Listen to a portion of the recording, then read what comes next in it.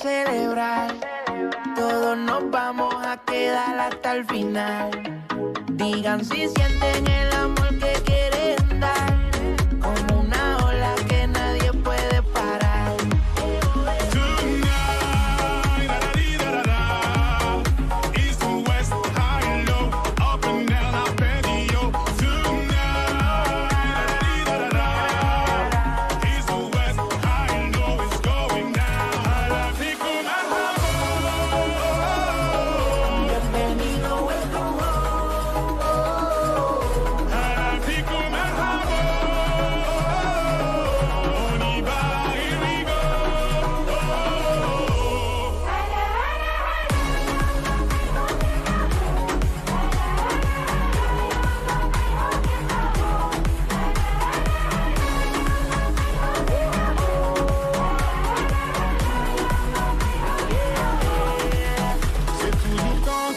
Savoir tout fait tout dit, qu'on réalise que le bonheur est dans des choses bien plus subtiles.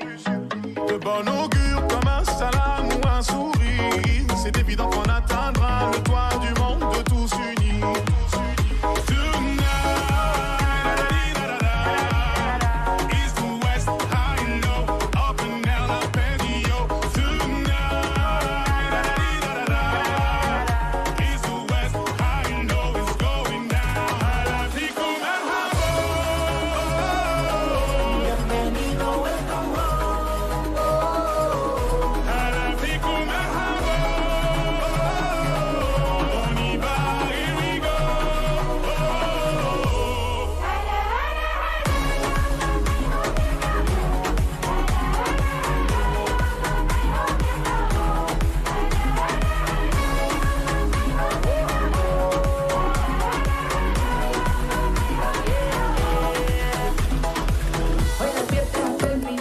Yeah, kongsi facai, Sin Yen Kuai Le. Kena betul-betul sebutan kita. Betul tak? Betul tak sebutan tu? Betul. Selamat Hari Raya Cina diucapkan kepada semua rakyat Malaysia yang menyambut. Saya pasti memang meriah sangat-sangat. Tahun ni pula kita Tahun Naga. Tahun Naga. Dan hari ini bersempena dengan Tahun Baru Cina, kita menjemput semua selebriti, antara selebriti-selebriti, pengaruh-pengaruh yang berbahasa Cina untuk kita tanya sendiri bagaimana kemeriahan mereka menyambut Tahun Baru Cina. Dan tadi kita punya introduction adalah satu aksi timbang bola daripada Jason Lee, pengaruh sosial media. Silakan Jason. Jason, wah, Jason pagi-pagi dah timbang bola. Saya tanya, Jason. Selamat pagi. Maknanya masa hari raya you kena timbang bola. Selamat Tahun Baru ya, ketua-ketuanya. Dan bersama, saya tengok tadi macam wah cantik. Ini dari kecil saya tengok Datuk tau. Dari kecil saya tengok Datuk dekat drama-drama. Dan sekarang pun sampai sekarang masih lagi aktif berlakon dalam movie dan drama. Kita ada Datuk Nancy Foo. Yeay, wah. Kongsi. Ya. Okey, tapi sebelum kita cerita lagi panjang kan, kongsi facai. Kan, saya dengar macam ada dua sebutan. Kongsi facai, gongsi facai macam tu. Itu bukan sebutan. Dua, banyak kan. Banyak sebutan. Bahasa ucapan. Gongsi facai dalam bahasa Mandarin, right? Gong hei fa choi dalam bahasa Cantonese. Itu dia. Jadi betul tak Jason? Dua-dua pun betul jugalah. Betul. Dalam bahasa Malaysia macam mana? Kongsi facai. You cakap macam mana orang Malaysia cakap? Itu dah Malaysia style lah. Malaysia style. Dan Tahun Naga ni kalau diikutkan macam katanya ekonomi akan terus baik dan semakin meningkat, Datuk, betul ya? Betul. Sebab tahun ni adalah Tahun Naga. Dia satu simbol zodiak ya, dalam kebanyakan 12 binatang tu adalah satu zodiak yang begitu melambangkan kekuatan dan kukuh ya, dan biasanya sesiapa yang dilahirkan dalam Tahun Naga ni adalah seorang yang berinspirasi, yang mengkagumkan. Datuk tahun apa? Alah, saya bukan naga. Saya wow, apa tu? Wow. Anjing. Anjing. You dah tahu I berapa umur kan? Jason pula. Saya tahun tikus. Tahun tikus. Oh, okey. Alright, so sebenarnya kita nak tahu kemeriahan raya tau. Macam mana sebenarnya Jason menyambut Tahun Baru Cina. So kalau kita tengok, kalau kita hari raya Aidilfitri kami, orang kata raya 2-3 hari je. Tak, kita raya 30 hari. Sebulan kita raya. Macam Tahun Baru Cina pula macam mana, Jason? Tahun Baru Cina sebenarnya saya meraihkan secara tak meriah sangat lah. Sebab family pun dah kecil, family tak banyak lah. Tak ramai. So semalam ada balik kampung kat Perak, then just reunion lunch macam tu. And then makan-makan sambil bagi angpau macam tu. Then sebenarnya itu je lah, simple macam tu je. Tak ada apa-apa sangat lah. Itu kita tengok gambar tu, gambar Jason dengan keluarga semalam tu. balik kampung. Betul punya simple ni, Jason. Awak kalau balik kampung ni, awak tolong makan ke tolong dekat dapur juga? Tolong makan lah sebenarnya. Okey, Datuk Nancy. Kita nak tahulah, Datuk Nancy kan bila pakai baju kalau merah ni memang nampak memang nampak cantik kan. Okey, tapi kalau tradisi, kita ada Tradisinya. Bagaimana, apa yang paling tak sabar yang dinantikan bila untuk sambut kemeriahan raya Cina? Biasanya untuk kaum wanita lah kan. Kita perlu siap kan. Kalau boleh terlebih dahulu kan, sebab biasanya bila keluarga dah balik, anak-anak dah balik, banyak benda nak kita uruskan. Jadi sebab kita ada makan malam besar ataupun reunion dinner sebelum Tahun Baru Cina. Jadi makan Tahun Baru Cina itulah yang paling istimewa, di mana semua keluarga datang daripada luar negeri yang akan kembali ke tanah air untuk makan malam bersama keluarga. Ini dia pun melambangkan unity. Ya, satu keluarga tu. Yes, jadi maknanya yang untuk Tahun Baru Cina, makan malam sebelum raya tu yang besar. Ya, yang besar. Paling penting. Yang paling penting adalah sebelum raya. Reunion dinner. Reunion dinner tu. Tapi ada lagi satu yang paling penting. Betul. Angpau. Betul. Ampau bila waktu yang terbaik saya untuk bagi? Sebab kita dah dapat ampau daripada Datuk Reza. Ini Ong mari ya. Dilarang membuka sampul ini sekarang. Jangan buka depan orang Tapi biasa Jason masih single kan? Masih tak kahwin. Jadi you terimalah, you dapat ampau. Boleh, kan? memang dapat. Ini macam promosi diri sendiri juga lah. Dia masih bujang. Okey, so jadi siapa yang patut bagi, siapa yang boleh dapat? Yang patut bagi yang sudah kahwin sebenarnya lah. Yang dah kahwin. Dah kahwin. Ikut syarat. Okey, dah kahwin. Awak pun dah kahwin. Tak payah tunjuk orang. Saya pun kena minta balik kalau kahwin. Yang patut dapat adalah? Yang patut dapat yang bujang. Ikut syarat. Walaupun yang bujang tu kaya. Walaupun yang bujang tu kaya, kalau ikut syarat lah. Walaupun bujang tu pun dah sampai umur yang lewat pun boleh dapat. Patutnya dah boleh dapat. Dan bukan itu saja. Kepada sesiapa pasangan yang baru kahwin, kalau hari pertama pula. Tahun pertama tu, bila dia bagi angpau, dia kena bagi dua. Ini double. Dia kena bagi double. Ini melambangkan dia punya akan bertua lagi kan. Saya kecewa sangat dia, Datuk. Saya kecewa dah terlepas dah berapa tahun dah sekarang ni. Patutnya saya gunakan masa bujang tu. Okey, tapi sebenarnya bukan kemeriahan di studio saja kita nak bawakan kepada anda, tapi kita ada juga cerita mengenai kisah Cina Muslim yang mengekalkan tradisi berhari raya disambut meriah dengan pelbagai kaum dan juga berbilang bangsa. Dan lagi istimewa, kita turut memberikan sumbangan amal kepada mereka yang memerlukan. Jadi nak tengok macam mana? Meriah ke tak meriah? Meriah ke tak meriah Tahun Baru Cina yang disambut oleh masyarakat Cina Muslim? Jom kita saksikan.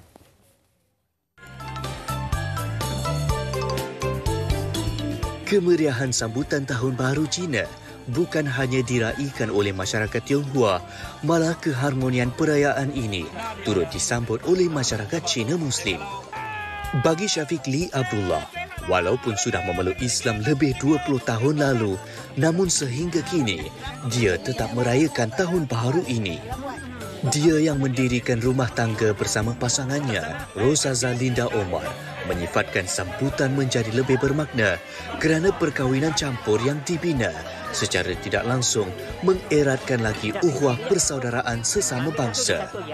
Pada tahun sebelumnya, mereka menyambut Tahun Baru Cina di Sarawak, tetapi kali ini hanya di kediaman mereka di Kampung Rawa Lenggeng Negeri Sembilan, lebih istimewa, ibunya, Bongkit Moy, yang diterbangkan dari Kuching, Sarawak, turut beraya bersama-sama. Alhamdulillah, tahun saya beraya di kampung sini lah, sebab bergabung lah kan dengan kawan keluarga Melayu saya. Jadi saya mak ni tahun dia ingat dia nak datang, dia cakap lama tak raya sini untuk dia tak nak raya sini untuk sama raya dengan keluarga di sinilah. Pula ada cucu ni tahun kan. Alhamdulillah. Ini mungkin kali kedua, saya rasa kali dua kita yang buat program macam ni. Jadi tak ada masalah sebab kali kedua. Memang keluarga saya happy lah support. Bagi Rosa Zalinda Omar, berkahwin dengan Cina Muslim membuatkan dia sekeluarga begitu teruja kerana dapat meraihkan dua perayaan yang berbeza adat dan tradisinya. Seronok sebenarnya sebab kita dapat dua raya. Bila raya Cina, kita akan balik Sarawak. Setiap tahun kita akan balik Sarawak. Cuma tahun ni je mak nak datang sini, jadi kita tak payah balik Sarawak lah.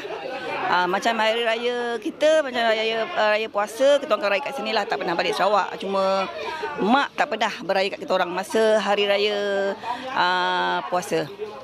Walaupun hanya menghimpunkan saudara terdekat, suasana perayaan tetap meriah.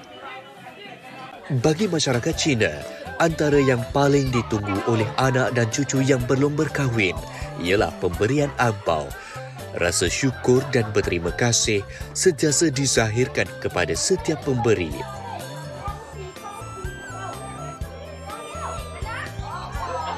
Dua hari sebelum sambutan Tahun Baharu Cina, Syafiq masih sibuk melayan pelanggan yang datang memeriahkan Bazar Sungai Ujung Wok di Seremban. Bazar ini sememangnya terkenal sebagai lokasi pasar malam bagi masyarakat Tionghoa. Bagi Persatuan Cina Muslim Malaysia, Cawangan Negeri Sembilan, mereka mengambil peluang untuk mewujudkan sudut jualan halal makanan orang Cina. Ini bertujuan memberi peluang kepada orang ramai, terutama pelanggan beragama Islam, untuk menikmati masakan Cina tanpa rasa ragu. Antara menu masakan yang dicari serta mendapat sambutan adalah nasi ayam Hainan dan bakwa. Bakwa ialah daging ayam yang dihiris nipis dan disalai. Menariknya, bakwa hanya boleh didapati ketika musim perayaan Tahun Baharu Cina. Bakwa actually is a Hokkien. Bak means daging, kwa is kering, bakwa. So kita hanya makan masa Raya Cina. So this is a special food for Raya Cina. Macam kuih bulan untuk Mooncake Festival. So tadi rasa memang sedap gila. Sudah rasa dia pun lain, tekstur dia memang tak pernah rasa lah. Tu yang nak sangat cari tu. Tapi dapat rasa sikit tu alhamdulillah lah. Dapat juga lah merasa. Cuma bila tadi saya tanya kakak tu nak beli, kakak cakap dah memang dah tak ada, dah habis dah.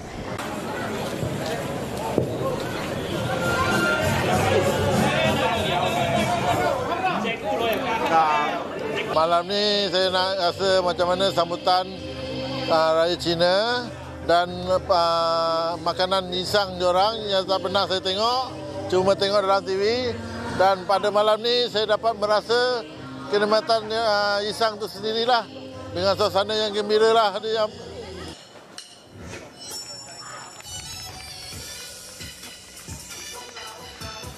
Selain menikmati pelbagai jenis makanan, lagu-lagu dan persembahan kebudayaan turut diadakan.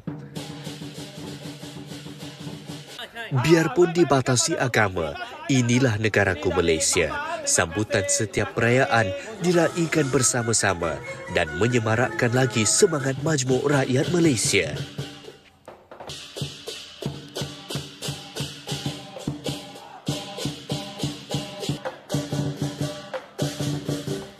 Meriah kan kalau kita tengokkan sambutannya. Ya. So Daya sendiri pernah tak isang? Isang tu yang makan ramai-ramai tu. Yang tak guna pernah chopstick lah, tu. tapi teringin sebenarnya. Teringin. Apa sebenarnya Datuk dia punya simbolik tu? Dia punya makanan yisang ni sebenarnya adalah macam salad. sayur dia lah. semua sayur, ada mengkuang, ada pomelo, semua salad tu. Jadi bila keluarga ataupun kawan-kawan ramai-ramai berkumpul, kita biasa ada yisang kan, Jason? Betul. Jadi bila you makan, cara makan yisang tu ialah kita sama-sama bergaul. You toss the yisang. Okey. You sambil toss the yisang, you mesti cakap apa? Kita bagi ucapan lah. Ucapan. Okey, kita contoh kat depan ni adalah. Kita buat contoh, kita buat contoh. Okey. Kita chopstick kat sini. Lepas tu 1, 2, 3. Okey, mari. Kisah. Kaya. Banyak duit. Nak muda. Oh, sebutlah apa kita nak. Apa you nak ingin. Apa yang you ingin tu you sebutlah. Jadi ini satu ramalan yang apa yang you sebut tu akan dicapai. Kalau ada orang risang kalau kena ajak saya dengan Haziq tapi orang lain rasanya suara tak akan dengar. So kita orang nak Itu kita sebab nak kuat daripada you. Okey, Jason, you lah apa you punya harapan? Masa you buat risang. Kena bagi tahu Kita nak tahu juga. Okey, badan sihat. Okey. Kekal handsome. Tak ada kekal sihat lah. Kekal handsome. Kaya. Itu memang rasanya ramai doa itulah. Betul. Ramai doa itulah kan nak kaya. Okey, yisang tu adalah sayur. Tapi mesti ada makanan-makanan lain yang orang kata tradisinya ada sewaktu menyambut Tahun Baru Cina ni. Jadi apa favorite food Jason sendiri sewaktu Hari Raya? Okey, favorite food saya sebab saya punya grandmother semua dia berasal dari Hakka. Hakka tu dia origin Yong Tau Fu. Yong Tau Fu asal usul dia dari orang etnik Hakka ni. So jadi Hakka Yong Tau Fu tu memang lain daripada yang lain. Dia pakai ikan tenggiri, lepas tu workmanship dia kena buat kerja tu lah, gaul-gaul semua. Tu kena ada semalaman lah untuk buat. Lepas tu hari keesokannya kena goreng, letak kuah sikit. Dia pakai yang goreng ni, bukan sup ni, yang goreng tu. Yang goreng punya. Mana dari kampung ni Perak Perak. Lepas tu memang nak pergi Perak lah. Okey. Awak baru habis pantang ingat tu. Okey, macam Datuk sendiri? Bagi saya pula, bagi makan malam tu biasa ada hidangan seperti ikan, ayam, lepas tu sayur, udang lagi. Tapi yang itu untuk makan malam biasa. Tapi untuk hari pertama Tahun Baru Cina tu seperti biasalah kita ada makanan yang istimewa Malaysia. Kita ada pulut kuning, nasi lemak. Itu dia rendang, kari ayam. Maknanya sama je lah kita tu.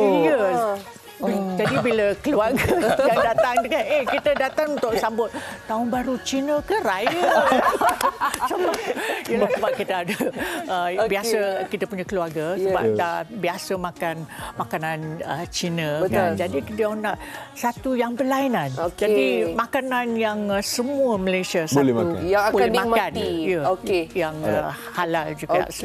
Jadi itulah dia kemeriahan Tahun Baru Cina yang disambut oleh rakan-rakan kita. Macam kita sebenarnya pun boleh join sekali kemeriahan tu. Jadi kita nak rasalah kemeriahan tu dengan ucapan daripada Jason dan Datuk. Silakan Jason. Silakan. Ucapan Tahun Baru Cina kepada peminat. Ucapkan selamat Tahun Baru Cina and semoga Tahun Naga ni memberikan prosperity dan kesihatan yang berpanjangan kepada semua orang lah.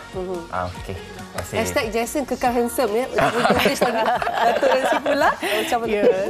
Saya ingin mengucapkan kongsi fa cai, Sinian Kuala kepada semua kaum Cina yang masih merayakan Tahun Baru Cina ini. Dan kepada yang lain-lain tu yang masih bercuti nak kembali ke bandaraya, hati-hati di jalan raya. Terima kasih. Everybody, Datuk Nancy Fu dan juga Jason Lee. Terima kasih kerana sudi datang. Okey, jadi untuk anda semua kita nak terus sambung kita punya kemeriahan di studio hari ini. Dengan apa? Ada macam-macam kejap lagi. Kita nak sambung kemeriahan dengan isu jenayah. Itu isu jenayah. Lepas tu kejap lagi ada juga katanya ada kena-mena dengan angau-angau. Okey. Kalau nak angau, stay. Betul. Bersama kami di MSI. Jangan pergi mana.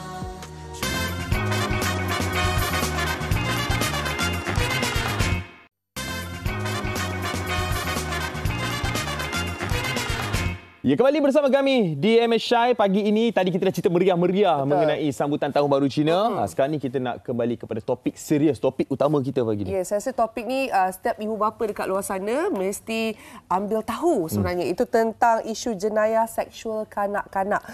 Jadi kita nak dedak sekarang ni kan ibu bapa pendedahan anak kepada gadget kan. Tak boleh cakap tidak. Kan? Memang ramai lah. Kalau kita tengok anak-anak memang sentiasa bersama gadget dan juga mereka sendiri sebenarnya ada akaun media sosial. Dan mereka nak pergi ke mana-mana akses tu dengan mudah, sangat mudah. Dan orang lain pun boleh akses mereka. Yeah. Betul. Jadi ini sebenarnya antara isu yang kita akan bincangkan hari ini. Jadi kita nak perkenalkan bersama dengan kita iaitu Dr. Nur Faizal Muhammad Tauhid, pensyarah perubatan, pakar perubatan kesihatan awam, Fakulti Perubatan dan Kesihatan Pertahanan, Universiti Pertahanan Nasional Malaysia. Betul? Kita panggil Dr. Faizal lah. Boleh, Dr. Faizal pagi ini nak bercerita mengenai jenayah yang makin menjadi-jadi. Kalau kita tengok sangat bahaya. Lagi-lagi untuk generasi muda, anak-anak kita ni lah. Betul kalau kita boleh katakan kan. Jadi mungkin kita nak tahu sebenarnya apa yang dimaksudkan dengan jenayah seksual kanak-kanak sendiri. Okay. Terima kasih ya Haziq dan Dayah ya. Assalamualaikum warahmatullahi wabarakatuh dan selamat pagi. Soalan Haziq tu senang je. Apakah yang dimaksudkan dengan jenayah seksual kanak-kanak? Tetapi ada banyak definisi. Tapi apa yang saya cuba terangkan ini lebih kepada akta yang memang wujud di negara kita ini, iaitu Akta Kesalahan Seksual Kanak-kanak 2017. Selalunya kalau kita cakap pasal kesalahan jenayah seksual kanak-kanak, kita terbayang tentang rogol, cabul, culik, penderaan seksual ya. Tetapi itu yang betul-betul dalam bentuk fizikal. Tapi jangan salah sangka pula ya, sebenarnya walaupun bukan tidak ada sentuhan fizikal ataupun apa-apa berkaitan tentang fizikal, ia masih boleh dipanggil jenayah seksual mengikut akta ini. Contohnya ya, jika seseorang itu predator, pemangsa ini memberikan gambar lucah, video lucah ataupun dengan mesej-mesej lucah sahaja. Itu pun sudah boleh dikira sebagai jenayah. Ibu bapa ataupun penjaga, guru-guru dah boleh melaporkan kejadian ini kepada pihak berkuasa, kepada polis ya. Sebab mengikut akta ini sudah termasuk sebagai kesalahan jenayah seksual. Okey, jadi dah faham apa sebenarnya tu jenayah seksual kanak-kanak. Maksudnya yang saya nak terangkan di sini bukan hanya jika ada berlaku sentuhan secara fizikal, tetapi jika berlaku secara maya masih tetap dikira sebagai jenayah seksual. Termasuk juga ke doktor dengan macam sekarang kita tahu banyak kes pedofilia macam pedophile dan sebagainya. Ya, betul. Kadang-kadang pedofilia ni dia bukannya ada sentuhan secara langsung, tapi dia hantar gambar, hantar mesej, hantar video, ya. Itu pun sudah dikira sebagai jenayah seksual dan wajib dilaporkan. Okey, apa sebenarnya yang perkara yang membuatkan jenayah seksual ini makin meningkat, doktor? Adakah disebabkan kurangnya pendedahan ibu bapa kepada anak-anak mengenai awareness ni? Bila kita bercakap pasal faktor ni kan, kita selalunya ada pelbagai faktor ya. Tapi kita tidak boleh lari daripada gadget. Ya. Gadget tu sekarang ni segala-galanya di hujung jari. Sentuh saja, tekan saja dah dapat pelbagai maklumat. Kalau maklumat itu maklumat yang bagus, yang baik, itu tidak merisaukan. Tetapi isunya sekarang ini kita mendapat maklumat yang salah ataupun maklumat yang betul tetapi disalahgunakan. Itu satu isu lagi. Dan contoh dan sebab yang lain pula selalunya disebabkan dengan faktor ekonomi, faktor sosial kita ni kan. Sekarang ni ibu bapa terlalu sibuk dengan untuk mencari rezeki, kerja kan. Kadang-kadang pemantauan kepada anak-anak ni dah kurang. Dan kadang-kadang kita punya budaya ni juga pun kalau boleh dia nak separatekan, dia nak asingkan daripada jangan terlalu mengongkong anak, jangan terlalu busybody. Nak moden lah, nak moden. Tetapi kita tidak boleh lari daripada faktor-faktor keselamatan. Nak moden macam mana pun, jangan lari daripada faktor keselamatan. So, pemantauan ibu bapa itu sangat penting. Sebab dia antara dua, kalau kita ikutkan pemantauan dan juga pendedahan. Sebab sama ada kita suka atau tidak, anak-anak kita tetap akan terdedah kepada perkara-perkara yang kita tak dapat nak jangka atau kawal. Jadi, adakah juga pendidikan seksual terhadap mereka ni juga penting supaya mereka tahu apa yang salah, apa yang betul? Bagaimana pendapat doktor? Poin Dayah tu memang sangat penting. Itu yang saya cuba bawa pada hari ini ya. Pendedahan kepada pendidikan kesihatan seksual dan reproduktif. Bila saya cakap pasal pendidikan seksual, kadang-kadang ada orang yang terbayang, apa doktor ni? Dia nak cakap pasal seks ke? Nak ajar kanak-kanak buat seks ke? Mungkin ada di situ. So faktor tabu. Tabu tu maksudnya perkara-perkara yang kita rasa tidak sesuai untuk dibawa kepada masyarakat, tetapi sebenarnya perkara-perkara itu penting. Sebenarnya pendidikan kesihatan seksual dan reproduktif ini adalah suatu bidang yang sangat penting. Kerana lahir-lahir saja anak-anak kita ni sudah terdedah kepada kesihatan seksual dan reproduktif. Cuma peringkat-peringkatnya berbeza mengikut tahap umur. Contohnya lah sebagai contoh yang senang. Bayi, mereka memang tidak berpakaian ataupun tidak berpakaian lengkap kan, tetapi itu kita tidak kata pula sebagai sesuatu yang mungkin boleh menyebabkan menjurus ke arah perkara-perkara yang tidak diingini.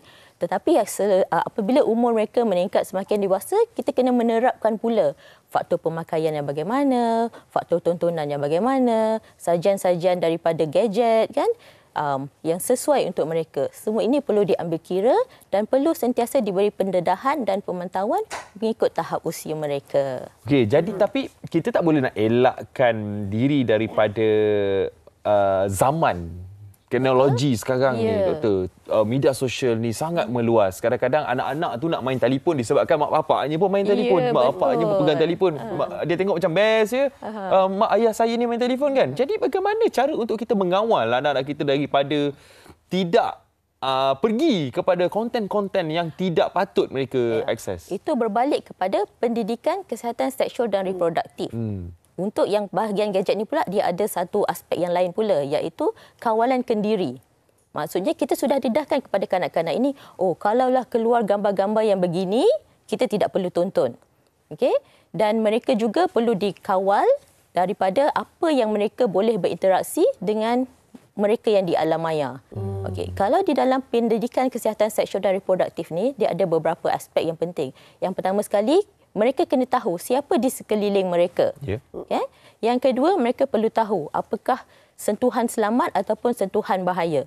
Sentuhan ni secara fizikal. Tetapi kalau di alam maya ni kita ambil konsep sebagai apakah info yang selamat, apakah info yang bahaya. Yang ketiga ialah jika mereka ini mendapat info-info yang sebegini, apa yang patut mereka lakukan? Mereka perlu beritahu kepada orang dewasa. Mereka perlu tutup. Mereka perlu tukar kepada channel yang lain. Semua ini perlu ditekankan kepada anak-anak.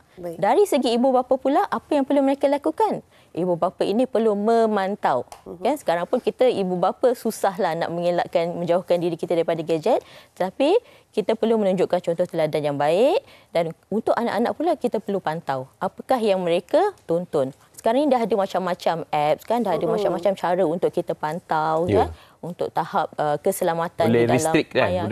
Boleh restrict kan, parental restriction, yang itu semua boleh diaplikasikan dalam pemantauan kita. Baik, okey. Jadi ada satu cadangan sebenarnya daripada Facebook. Kita tengok daripada Haziq saya type ke? Bukan awak. Bukan saya. Haziq Raji. Katanya tidak ambil peduli padah menanti. Medsos amat memudahkan tapi memudaratkan. Lapor, kongsi pada penjaga dan pihak berkuasa. Jangan diam, nanti akan fikiran perasaan kacau bilau bila meneruskan kehidupan. Tidak buat aduan, mereka menjadi semakin seronok macam tiada undang-undang. Wow. Okey, saya selalu tengok cerita Hindustan, doktor cerita Tamil yang membawa genre macam ni kan, jenayah seksual kepada kanak-kanak dan apa yang patut dilakukan. Saya selalu tengok cerita tu. Jadi problemnya sekarang mungkin takut dan malu untuk ke depan untuk isu membuat ini laporan. Masih tabu. Tabu tu maksudnya masyarakat kita ni masih rasa benda ni sesuatu yang perlu disorokkan. Kalau walaupun perkara itu berlaku tetapi mereka cuba sorokkan, satu disebabkan berasa malu sebab ia berlaku kepada diri mereka, keluarga mereka. Yang kedua, mungkin mereka tak tahu channel mana, ke arah mana untuk mereka salurkan isu-isu ataupun masalah yang mereka hadapi ini. Dan yang ketiga ialah yang paling saya rasa paling malang sekali ialah pemangsa, iaitu orang yang jahat ni berlaku di kalangan ahli keluarga sendiri. Bapa, atuk, warden asrama, maksudnya orang-orang yang diberi amanah untuk menjaga kanak-kanak ini. Tapi inilah mereka sebenarnya yang menjadi pemangsa sebenarnya. Betul. Okey, dan bercakap tadi kita bercerita tentang pendidikan, kan, pemantauan, semua itu adalah aspek-aspek yang penting. Tapi zaman sekarang juga kalau kita lihat anak-anak sendiri pun dah ada akaun social media sendiri. Betul? Dan ada yang berkata macam, tak perlu. Anak-anak tak perlu ada. Tak perlu ada TikTok contohnya. Tak perlu ada Instagram dan sebagainya. Tetapi saya rasa mengikut peredaran zaman, perkara itu berlaku. Ya. Jadi pendapat doktor sendiri, adakah patut dikekang ataupun tidak perlu pun sebenarnya? Macam mana doktor? Pada pendapat saya, benda ini mengikut budaya, value di dalam sesebuah keluarga. Ya. Tetapi yang perlu kita tekankan ialah bagaimana kawalan kendiri. Tidak salah untuk ada media sosial sendiri, tetapi apa yang kanak-kanak, apa yang remaja ini postkan di media sosial, itu yang perlu ada kawalan kendiri. Dan jika keluar konten-konten yang tidak sepatutnya, apa yang patut mereka lakukan? Jika ada orang di alam maya yang ingin approach mereka, ingin mendekati mereka, ataupun memberikan mesej yang tidak sesuai, ataupun mereka meminta anak-anak ini menunjukkan pakaian ataupun tubuh badan ataupun perkara-perkara yang kita tahu salah, so kita kena tekankan kepada anak-anak dan remaja ini untuk kawalan kendiri. Ya, jadi apa yang kita boleh simpulkan kat sini, tiada masalah untuk ada media sosial, kawal konten-konten kita supaya tiadalah pedofil ini datang. Untuk apa orang kata, membuat actionnya. Jadi kita harap agar ibu bapa menjadi lebih peka dengan isu sekarang ini. Jadi kalau ada berlaku kepada mungkin rakan terdekat kita ataupun saudara mara kita, bantulah mereka untuk dapatkan channel KSS yang betul. Ya, betul. Alright. Jenayah seksual kanak-kanak ini benar-benar berlaku di luar sana. Benar berlaku dan bilangannya, statistiknya semakin meningkat dari tahun ke tahun. Meningkat ni bukan sebab apa tahu. Satu, sebab memang berlaku. Dan kedua ialah lebih ramai yang tampil untuk mendapatkan bantuan. Mereka semakin berani. Cuma tidak semua sudah mendapat pendedahan ini. Jadi pentingnya topik kita hari ini supaya kita bersama-sama dapat pendedahan dan pendidikan bahawa perkara ini harus dibawa ke hadapan. Bukan sesuatu untuk dimalukan, tapi ini adalah untuk keselamatan anak-anak kita sebenarnya. Sekali lagi kawallah konten di media sosial. Boleh untuk bermain media sosial, tapi jangan terlalu obses. Obses dengan media sosial itu. Sebab media sosial boleh diakses oleh semua orang, bukan di Malaysia saja, di seluruh dunia boleh akses media sosial kita. Jadi kita ucapkan terima kasih kepada Dr. Nur Faizah Muhammad Tauhid, merupakan pensyarah perubatan, pakar perubatan kesihatan awam, Fakulti Perubatan dan Kesihatan Pertahanan, Universiti Pertahanan Nasional Malaysia. Terima kasih, Doktor. Terima kasih, Doktor. Baik. Okey, jadi Aziz, kita ni ada anak-anak ni. Memanglah kita rasa takut ya, Aziz ya? Betul. Sebab kita hidup di zaman yang alamak, social media lah, betul makin lama makin rancak pula penggunaannya. Tapi tak apa, kita belajar sedikit demi sedikit. Terbaring lagi di taman. Jangan angau. Kenapa? Kejap lagi kita akan angau bersama dengan Fahimi Rahmat. Tapi sekarang kita berehat. Tak sama siapa keseorangan, tidakkah kamu rasa keletihan, berlari berkejaran dalam fikiran.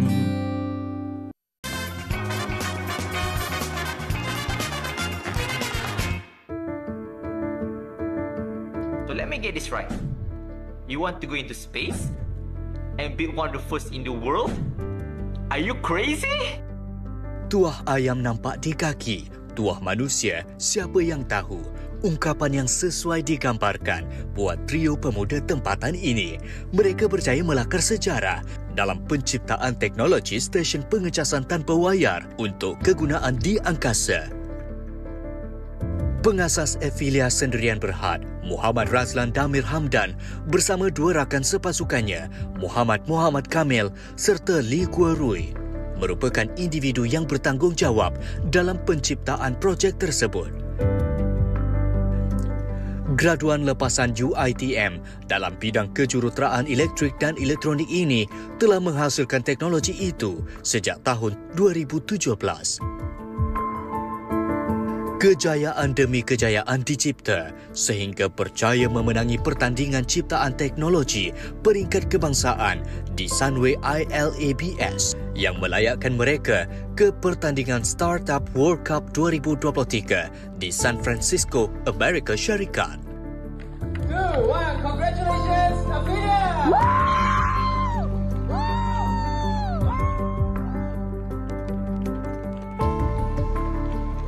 Ini sekaligus membuktikan kehebatan ciptaan mereka yang pertama dihasilkan di negara dan juga dunia. Lebih membanggakan, Mereka percaya bekerjasama dengan syarikat angkasa di Los Angeles iaitu Astrolab yang menandatangani perjanjian dengan SpaceX bagi membangunkan teknologi itu di bulan. Misi dan visi tiga pemuda ini wajar dijadikan inspirasi terutama kepada golongan muda dalam usaha mencapai impian.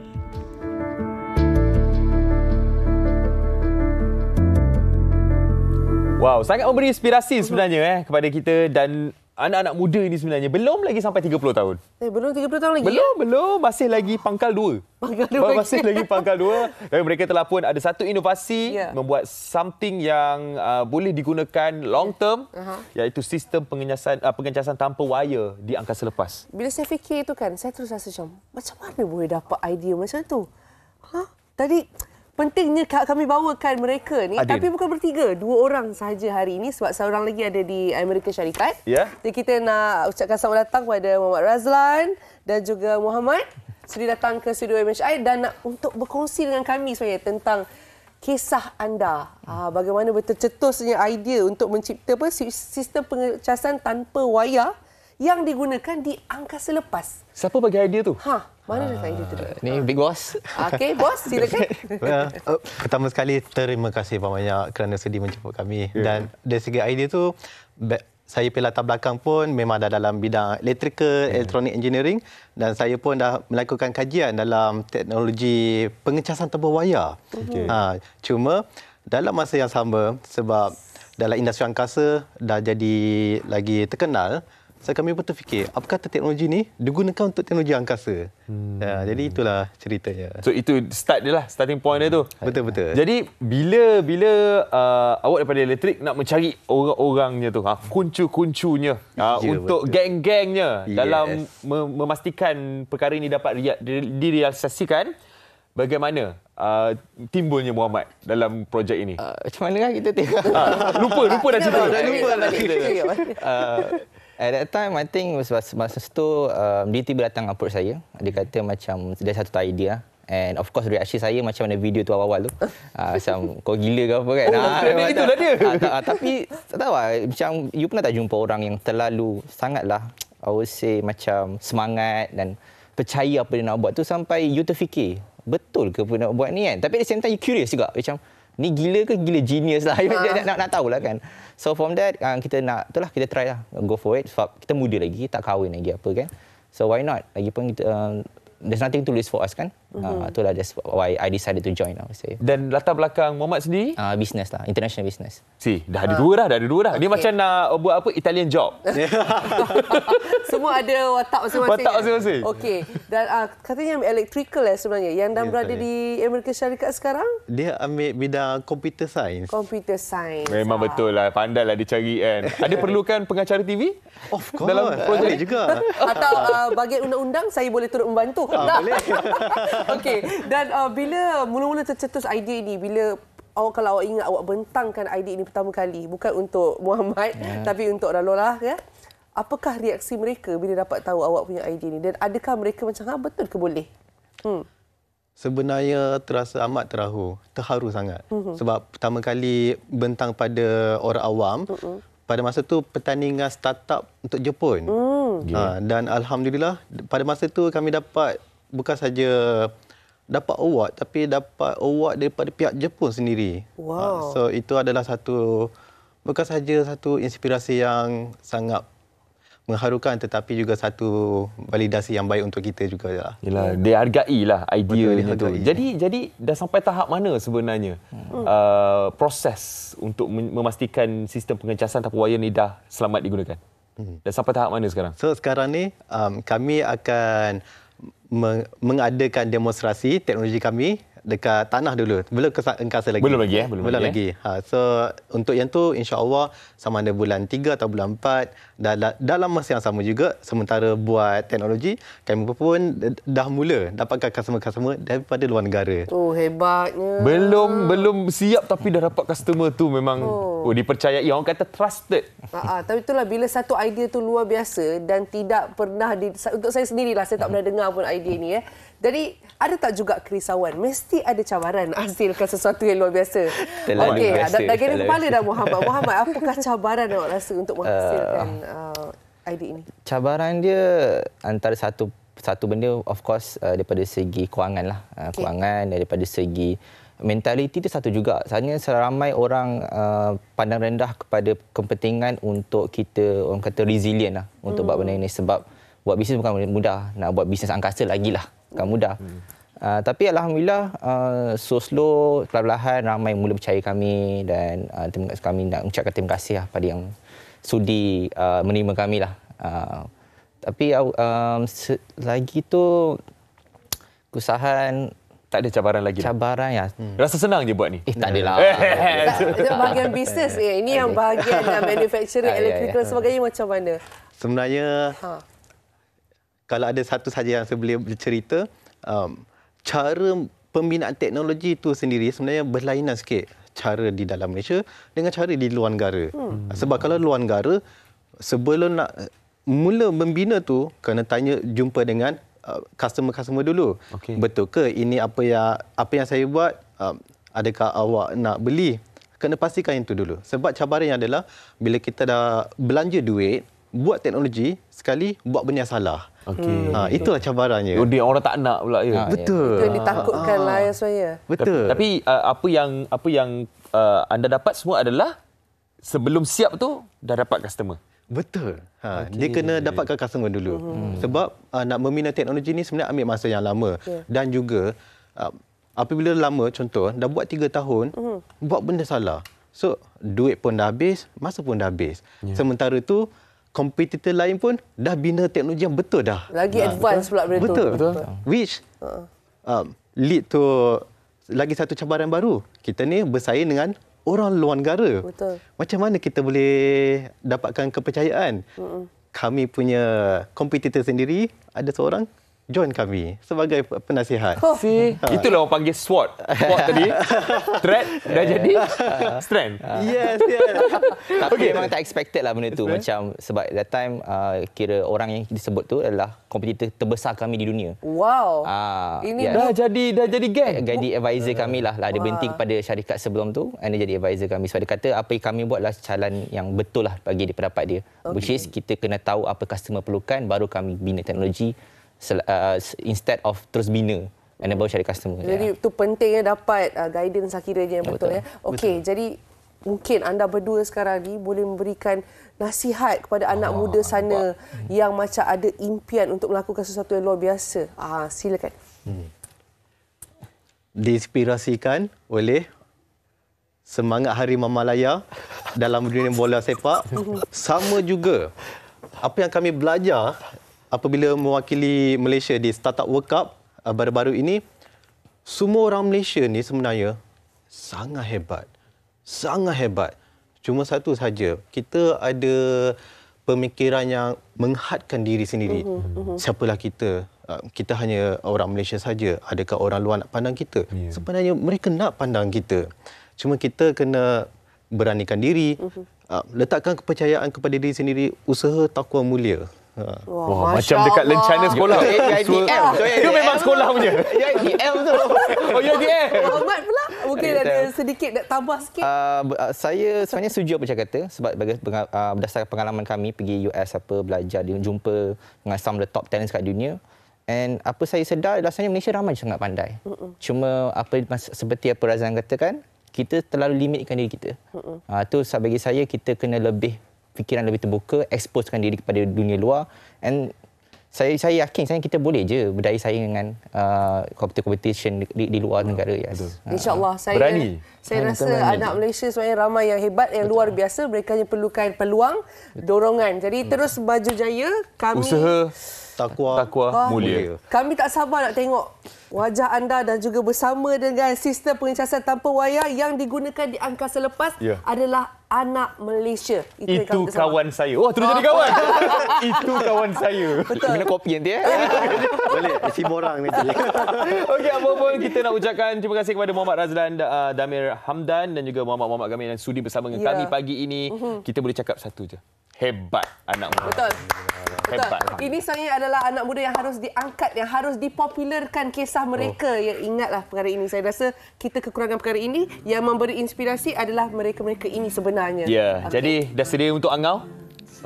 Dah ready? Ya, di single lagi tau. Sampai belum pula cakap. Di single lagi. Siapa single bila kenal kan. Borang masih dibuka ya. Okey, jadi kita akan angau bersama dengan Fahimi Rahmat kejap lagi di Malaysia hari ini. Ya. Alang-alang teruslah jadi menantu.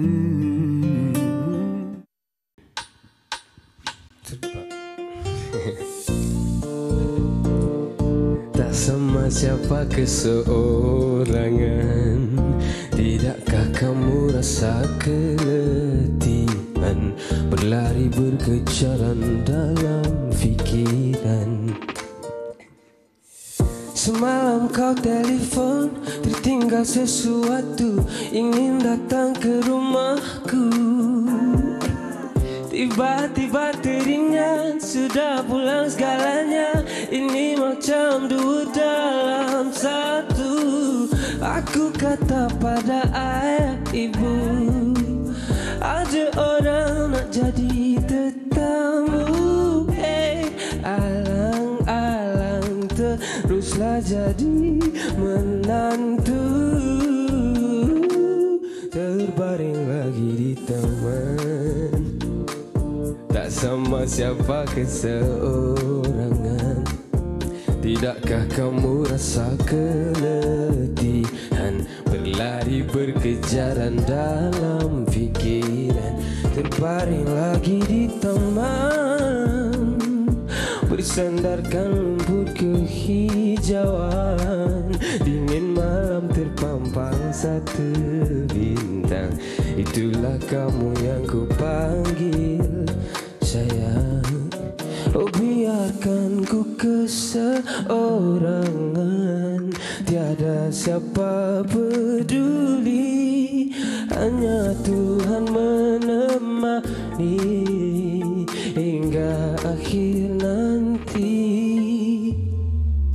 Terbaring lagi di taman, tak sama siapa keseorangan. Tidakkah kamu rasa keletihan berlari berkejaran dalam fikiran. Terbaring lagi di taman, bersandarkan rumput kehijauan. Dingin malam terpampang satu bintang. Itulah kamu yang ku panggil. Itulah kamu yang ku panggil. Itulah kamu yang ku panggil sayang.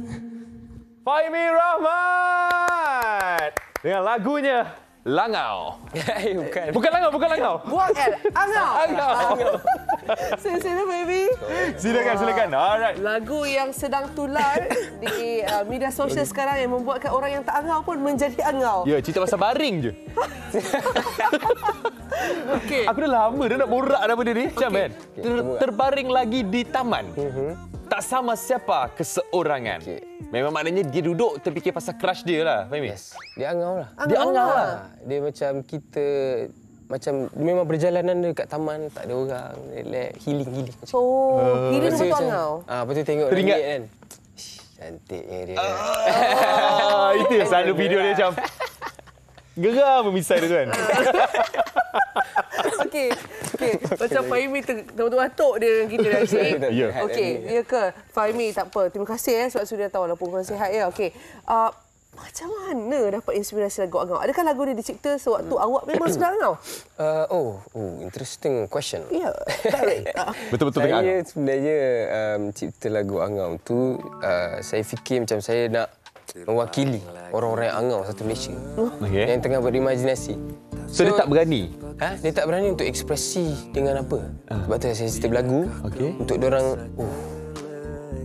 inilah membuatkan diorang lagi imajinasi yang lagi angau, lagi mendoublekan diorang rasa berbunga dalam hati. So kalau tengok lirik video dia, awak dah sampai akal selepas sebelum Razlan dengan Muhammad tadi? Sudah sampai dah. Diorang lambat. Dah sampai dah tu, ke Awan dah tu? Saya memang syuting kat Awan. Power. Lain Kos tinggi buat ni? Saya terbang. Okay, jadi Fahmi, kalau kita tengok awak punya genre, sebelum ni awak menyanyi lagu-lagu ballad, awak nyanyi lagu-lagu ketuhanan pun ada dengan kumpulan The Faith. Jadi awak mana pula datangnya genre yang awak nyanyi sekarang ni? Dan dapat pula sambutan. Alhamdulillah. Itu yang sangat saya tak sangka-sangkakan. Sebab kita sebagai seorang penyanyi dan penulis lagu, saya experimenting. Hari ke hari, year by year saya memang eksperimen lah semua. So, saya pun tak tahu apa yang genre sesuai untuk saya. Jadinya bila saya buat lagu ni, by the way, lagu ni memang semua saya buat. Saya produce sendiri, saya tulis sendiri. Rekod pun kat rumah. Rekod pun kat rumah tau. Ini demo punya. Ni demo je ni, tapi kita dengar demo pun dah million-million. Ini fakta untuk semua menonton. Lagu ni direkod di rumah sahaja. Ya, maknanya kos rendah. Dan efektif result dia. Okey. Ya, betul. Dan berapa lama awak nak siapkan lagu ni? Actually, cerita dia panjang tapi kita pendek. Okey, cuba. Time tu saya tengah buat live and saya terfikir macam nak buat satu lagu lah. Okey. And saya come out dengan satu yang mungkin ada satu pick up line dekat dalam lagu tu. Okey. Itulah yang tercetus ni, terbaring lagi di taman, tak sapa keserangan. Tak penat ke saya pun dah lupa dah. Tindakan kamu rasa keletihan. Tindakan kamu rasa keletihan, berlari berkejaran dalam fikiran. Ada pick up line dia. Okey, itu pick up line. Dan itulah start dia. Saya buat tu dan ambil masa saya buat dalam bulan 7 tahun lepas kot. Okey. Yes. And saya planning dengan tim bila nak release apa ni semua. Alhamdulillah release bulan 11 hari tu. Lepas. And start saya tak sangka dia meletup bulan 1 hari tu. Tak sangka? Memang tak sangka? Memang tak sangka. Memang tak sangka. Saya kerja saya. Baik, senyum je. Itu je lah. Jadi awak punya senyum tu mendatangkan rezeki Angau saja. lah. Alhamdulillah. Mungkin senyuman tu sedekah juga. Yeah. Tapi yang saya kenal Fahmi dah lama ni memang dia senyum je kerja dia kan. Jadi sesuai dah lagu dia. Dia dah lama dah terbaring kat taman. Oh ya. Okey, tapi mungkin Angau ni akan ada kesinambungan dia. Akan ada sambungan dia tak? Lepas Angau apa pula? Sebab sekarang ni saya masih lagi dengan misi saya, which is nak angaukan satu Malaysia. Okey. Saya rasa belum lagi. Belum sampai lagi. Belum sampai lagi. Tapi akan ada selepas ni lagu lepas Angau, mungkin jawapan kepada Angau tu. Igau. Wah, nampak. Igau macam nama kedai Tom Yam. Tak, Igau tu macam aku Igau. Apa dah jadi lain pula Igau ni, ya Allah. Aduh, okey Fahimi. Ucapan untuk peminat lagu ini yang baru macam inilah Fahiminya. Fahmi Rahmat rupanya. Silakan ataupun peminat baru. Okey, mana saya nak pandang? Sili. Okey, Assalamualaikum. Saya Fahimi. Saya just nak cakap terima kasih kepada siapa yang menyokong saya selama ini. Dari dulu sampai sekarang, orang yang baru kenal saya, hai. Okeylah, kita endinglah dengan muka Fahmi Rahmat. 1, 2, 3 nyanyi. Terbaring lagi di taman. Dia kena nyanyi, kena sengit macam tu. Kena sengit. Okey, baik. Jadi, terima kasih. Fahmi, terima kasih banyak. Anda sudah berjaya mengangaukan kami semua. Haziq angau nampak macam sakit sikit. Sakit tengkuk ke, Zik? Oh, tak lah. Angau lah tu. Okey, baik. Terima kasih juga kepada anda semua. Dan saya sejujurnya sangat-sangat happy, bahagia kembali daripada... Welcome back, Daya Bakar. Congratulations kepada mak anak dua ini. Ya. Sesi berpantang habis, sekarang ni sesi untuk kita bekerja. Ya, jom kita bekerja. Kita jumpa esok dengan topiknya kesihatan. Cuaca terlalu panas membawa kepada penyakit. Jadi kena tengok MHL 9.30 pagi ya di TV3, jangan lupa. Okey. Kita jumpa lagi. Assalamualaikum. Okey, saya nyanyi satu. Terbaring lagi di taman.